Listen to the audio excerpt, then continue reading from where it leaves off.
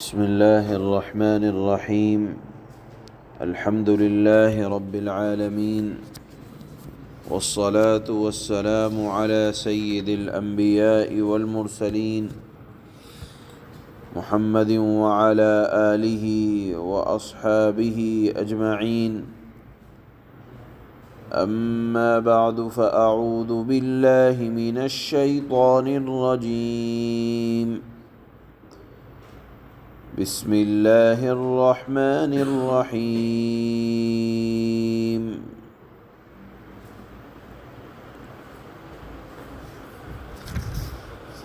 ادعوا ربكم تضرعا وخفية إنه لا يحب المعتدين.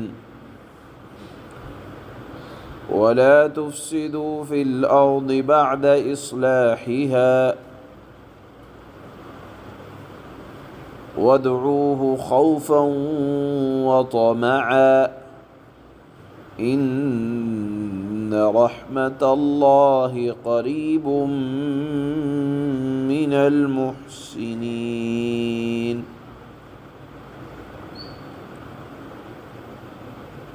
صدق الله مولانا العلي العظيم.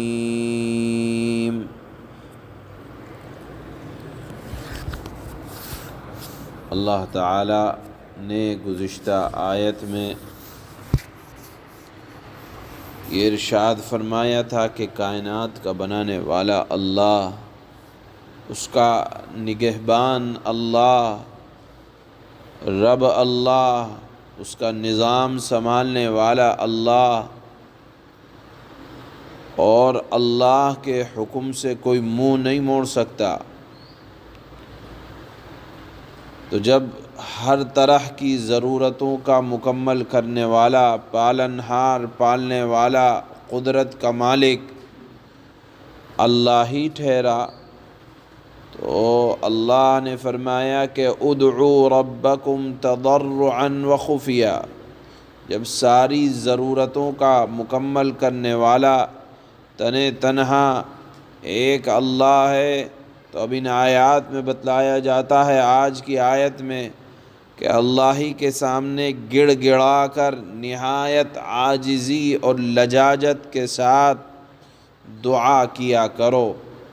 اس آیت میں دعا کا حکم ہے، اور ساتھ میں اللہ تعالی نے دو شرط ذکر فرمائی. پہلی شرط فرمائی تضرعاً، انتہائی گڑ گڑا کر.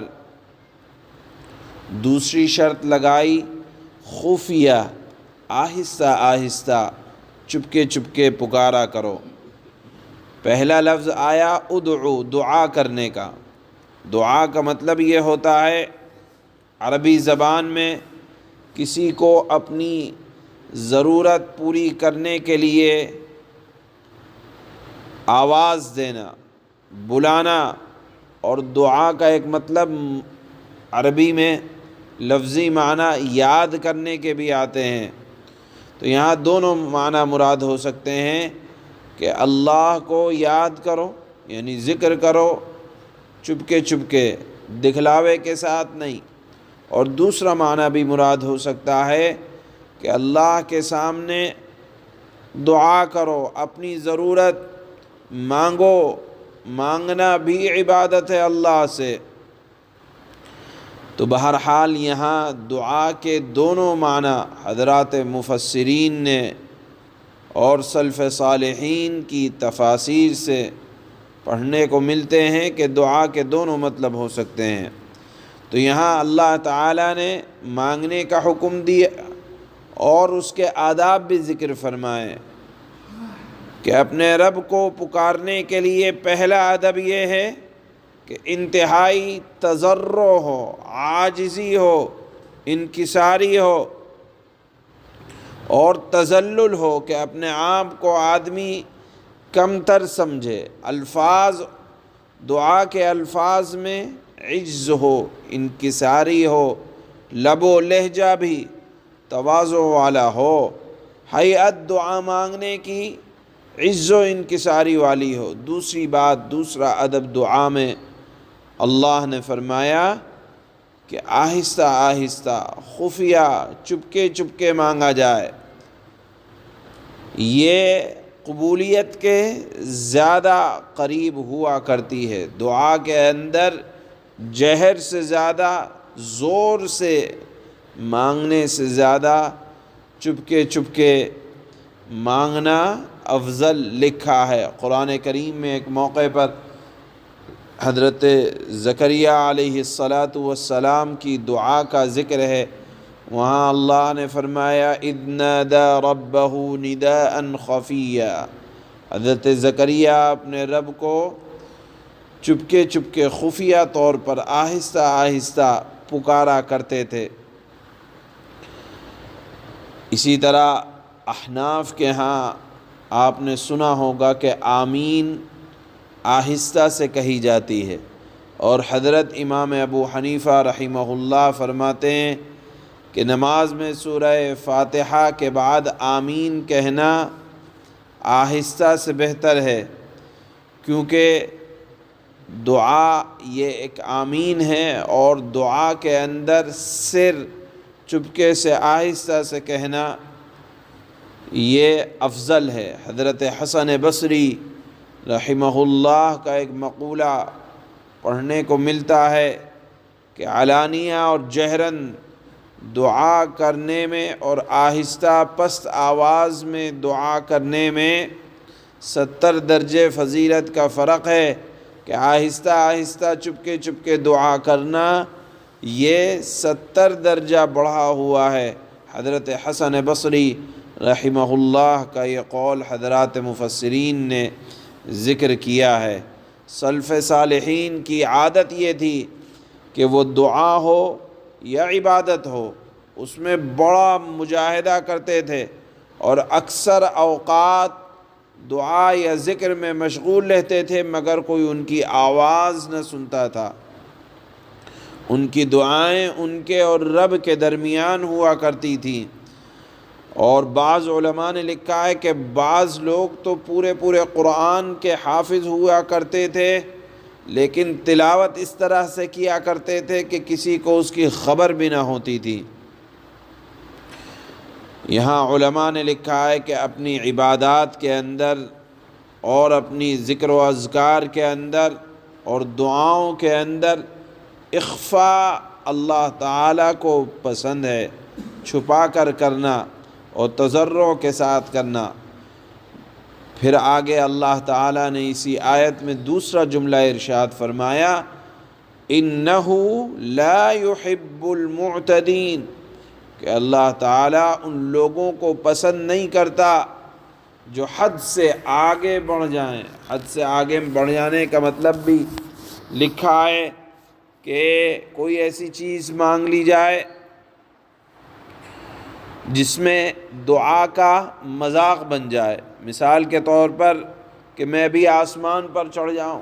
کفار مکہ رسول اللہ صلی اللہ علیہ وسلم کا مذاق اور دعا کا مذاق بنانے کے لیے اس طرح کے مطالبات کیا کرتے تھے۔ اللہ نے فرمایا کہ حد سے آگے نہ بڑھو۔ حد سے آگے بڑھنا خواہ دعا میں ہو، خواہ کسی دوسرے عمل میں ہو، سب کا یہی حال ہے کہ اللہ تعالیٰ کو پسند نہیں۔ اگر دیکھا جائے، غور سے دیکھا جائے، تو اسلام نام ہی ہے پابندیوں کا اور فرما برداری کا۔ نماز ہو، روزہ ہو، حج ہو، زکوٰۃ ہو، اور تمام معاملات ہوں، سب حدود شرعی کے اندر ہونا چاہیے۔ اور اگر حدود شرعی سے بڑھ کر تجاوز کیا جائے تو وہ عبادت بجائے عبادت کے گناہ بن جاتی ہے۔ اس لیے اللہ نے فرمایا کہ حد کے اندر رہ کر ہو۔ دعا میں حد یہ ہے کہ آدمی اپنی دعا سے کسی کو تکلیف نہ پہنچائے، اس طرح سے نہ مانگے کہ وہ کسی دوسرے کے لیے تکلیف کا سبب بن جائے، یا کسی کو بد دعا دینے بیٹھ جائے، یا بلا ضرورت علماء نے لکھا ہے کہ ایسی آواز بلند ہو کہ آپ اپنی دعا سے دوسروں کو پریشان کر رہے ہوں یا ایسی باتیں مانگ رہے ہوں جو عقل کے خلاف ہیں یا محال ہیں یا گناہ کی باتیں مانگ رہے ہوں، یہ تمام کی تمام حد سے آگے بڑھنے میں علماء نے نقل فرمایا ہے۔ اس کے بعد فرمایا اللہ نے دوسری آیت میں وَلَا تُفْسِدُوا فِي الْأَرْضِ بَعْدَ إِصْلَاحِهَا، زمین میں فساد اور خرابی مت پیدا کرو بعد اس کے کہ اللہ تعالیٰ نے زمین کو درست فرمایا۔ زمین بنائی اللہ نے، نظام بنایا، آپ زمین کے نظام کو خراب کر دیں۔ کیسے خراب کریں؟ سب سے پہلے یہ کہ اللہ کی بغاوت اس میں شروع کر دیں۔ جب آپ اللہ کی نافرمانی کریں گے تو قرآن میں ایک دوسرے موقع پر اللہ نے فرمایا ظہر الفساد فی البر والبحر، زمین کے اندر خشکی اور تری میں فساد ظاہر ہو گیا۔ فساد سب سے پہلے ہوتا ہے اللہ کی زمین، فرما برداری کے بجائے نافرمانی اس میں کی جائے، شرک کیا جائے اور گناہ کیا جائے تو زمین اپنی پیداوار روک دے گی، زمین اپنے منافع کو چھپا دے گی۔ تو یہ اللہ نے فرمایا کہ زمین کے فساد کے مچانے کے برابر ہے۔ اسی طرح زمین سے جو کام لینا ہو اس کے بجائے اس کے اندر طرح طرح سے خرابی پیدا کیا جائے، یہ تمام فساد فی الارض کو اللہ تعالیٰ نے فرمایا کہ ایسا مت کرو۔ وَادْعُوهُ خَوْفًا وَطَمَعًا، اور اللہ کو امید اور خوف کے ساتھ پکارو، یعنی نہ تو اپنی عبادت پر ایسا ناز ہو کہ بس میں نے جو عبادت کر لی، میں نے جو مانگ لیا بس اللہ کے اوپر لازم ہو گیا، بلکہ یہ بھی سمجھو کہ میں نے عبادت کا حق ادا نہیں کیا، اس بات کا اندیشہ لگا ہو کہ کہیں میری عبادت شیطان تکبر کے ذریعے سے بیکار نہ کرا دے۔ اور اسی طرح اگر خوف ہو تو صرف اللہ کا، امید ہو تو صرف اللہ سے کہ ہماری ضرورتوں کو مکمل کرنے والا تنہا فلاح اور سعادت نیکی اگر کہیں سے پہنچ سکتی ہے تو وہ صرف اللہ کی ذات ہے، کسی اور سے امید لگانا، اللہ تعالیٰ نے فرمایا نہیں، تنہا اللہ کی ذات سے امید ہو۔ ان رحمت اللہ قریب من المحسنین، اللہ تعالیٰ کی رحمت نیکوکاروں کے بڑی قریب ہے۔ یعنی اگر آپ چاہتے ہو کہ اللہ کی رحمت آپ کے قریب ہو جائے تو اس کا اصول اللہ نے یہ بیان فرمایا، نیکی کرو، جہاں نیکی کرو گے اللہ کی رحمت تم سے قریب ہو جائے گی۔ یہ دوسری آیت میں اللہ تعالیٰ ارشاد فرماتے ہیں، پہلی آیت میں فرمایا ادعوا ربکم تضرعا وخفیہ انہ لا يحب المعتدین، تم اپنے پروردگار کو عاجزی کے ساتھ، انکساری کے ساتھ، تضرع کے ساتھ، چپکے چپکے خفیہ پکارا کرو، یقیناً اللہ تعالی حد سے گزرنے والوں کو پسند نہیں کرتا۔ وَلَا تُفْسِدُوا فِي الْأَرْضِ بَعْدَ إِصْلَاحِهَا وَادْعُوهُ خَوْفًا وَطَمَعًا إِنَّ رَحْمَتَ اللَّهِ قَرِيبٌ مِّنَ الْمُحْسِنِينَ، اور زمین میں اللہ نے زمین میں اس کی اصلاح کے بعد، جس کی اصلاح اللہ نے فرمائی ہے، فساد برپا نہ کرو۔ انسان کو بھیجا ہے نافرمانی کے لیے نہیں بلکہ فرما برداری کے لیے، لہذا اس میں فساد نہ بچاؤ۔ اور پھر فرمایا وَادْعُوهُ خَوْفًا وَطَمَعًا، اور اس کی عبادت اس طرح کرو کہ دل میں خوف بھی ہو، یعنی عبادت کرتے ہوئے اس پر ناز نہ آنا چاہیے، بلکہ اس بات کا خوف رہنا چاہیے کہ ہم نے عبادت کا حق ادا کیا یا ہماری عبادت قبولیت کے لائق ہے بھی یا نہیں، اس کا اندیشہ رہنا چاہیے۔ دوسری بات فوراً فرمائی وطمعا، اور اپنی عبادت کی کوتاہیوں سے مایوسی کے بجائے اللہ تعالیٰ کی رحمت کی امید بھی ہونا چاہیے کہ اللہ تعالیٰ ہماری عبادت کو اپنے فضل و کرم سے قبول فرمائے۔ اسی کو فرمایا وادعوہ خوفا وطمعا، کہ اللہ کی عبادت اس طرح کرو کہ دل میں خوف بھی ہو اور امید بھی کہ یقیناً اللہ قبول کرنے والے ہیں۔ ان رحمت اللہ قریب من المحسنین، یقیناً اللہ کی رحمت نیک لوگوں سے قریب ہے۔ سبحان اللہ۔